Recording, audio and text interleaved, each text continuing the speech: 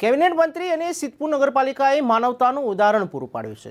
સિદ્ધપુર નદી તટમાં શરૂ થયેલા કાર્તકી મેળામાં અચાનક આવેલા વરસાદના કારણે બહારથી આવેલા લોકોને હાલાકી ન પડે તે માટે કેબિનેટ મંત્રીએ તંત્રને તાત્કાલિક કામે લગાવી અને લોકસેવા કરવાની સૂચના આપી। ત્યારે અચાનક આવેલા વરસાદના કારણે સિદ્ધપુર કાર્તકી મેળામાં આવેલા બહારથી જે પાથરણાવાળા લોકો છે તે પરપ્રાંતિયો તેમને રહેવાની વ્યવસ્થા એમપી હાઈસ્કૂલ, વાલકેશ્વર મહાદેવ, સિદ્ધેશ્વર મંદિર, કુમાર શાળા નંબર 1માં કરવામાં આવી હતી।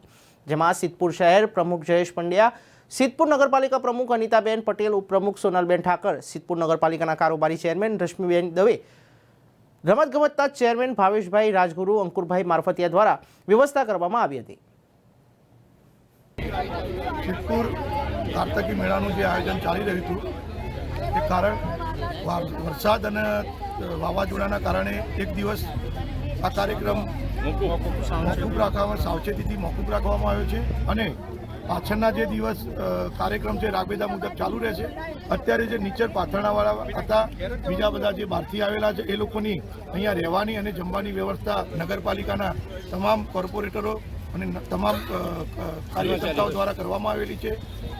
સિદ્ધપુર નગરપાલિકા દ્વારા કોઈને અગવડ ના પડે તેની પણ સાવચેતી લેવામાં આવી છે।